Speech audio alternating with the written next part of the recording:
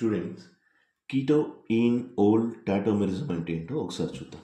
Keto అంటే C double bond O ఉండాలి, ఈన్ అంటే కార్బన్ కార్బన్ డబుల్ బాండ్ ఉండాలి, ఓల్ అంటే ఓహెచ్ ఉండాలి. ఒకసారి మనం ఎసిట్లీన్ ఎగ్జాంపుల్ తీసుకొని చేద్దాం. HC triple bond CH. So దీన్ని మనం హైడ్రాలసిస్ చేసామనుకోండి.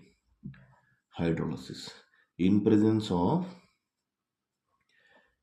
HgSO4 1%, H2SO4 30 to 40% at a temperature of 60 degrees centigrade. ఈ కండిషన్స్ మెయింటైన్ చేస్తూ హైడ్రాలసిస్ చేస్తే దీంట్లోంచి హైడ్రోజన్ ఒక కార్బన్కి ఇవ్వండి, ఓహెచ్ ఇంకో కార్బన్కి ఇవ్వండి. సో ఫస్ట్ కార్బన్కి హైడ్రోజన్ ఇస్తున్నాను, ఒక బాండ్ కట్ అయిపోతుంది. సెకండ్ కార్బన్కి ఓహెచ్ రాస్తున్నాను. సో దీన్ని మనం ఏమంటాం?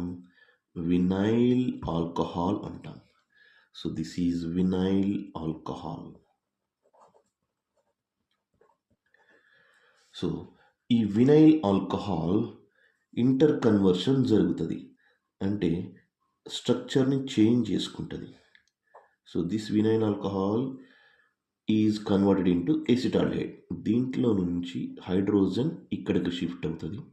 ఈ డబుల్ బాండ్లో నుంచి ఒక బాండ్ ఇక్కడికి షిఫ్ట్ అవుతుంది. హైడ్రోజన్ ఇక్కడికి షిఫ్ట్ అయితే CH3 డబుల్ బాండ్లో ఒక బాండ్ వెళ్ళిపోతే సింగిల్ బాండ్. నెక్స్ట్ CH, ఇక్కడ ఆల్రెడీ సింగిల్ బాండ్ ఉంది, ఒక బాండ్ వెళ్తే డబుల్ బాండ్, ఇంకా మిగిలింది ఏంటి? Oxygen. CH3 CHO. This is acetaldehyde. So దీంట్లో చూడండి, ఈ కన్వర్షన్లో ఇక్కడ కార్బన్ కార్బన్ డబుల్ బాండ్ ఉంది. So this is ene.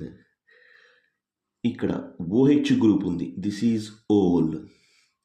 ఇక్కడ C double bond O group ఉంది, ఇదేమో కీటో గ్రూప్. సో ఈ ప్రాసెస్ మొత్తం ఈ ఇంటర్ కన్వర్షన్లో 3 గ్రూప్స్ కనిపిస్తున్నాయి కాబట్టి దాన్ని ఏమంటాం మనం? కీటో ఇన్ ఓల్ టాటోమెరిజం అంటాం.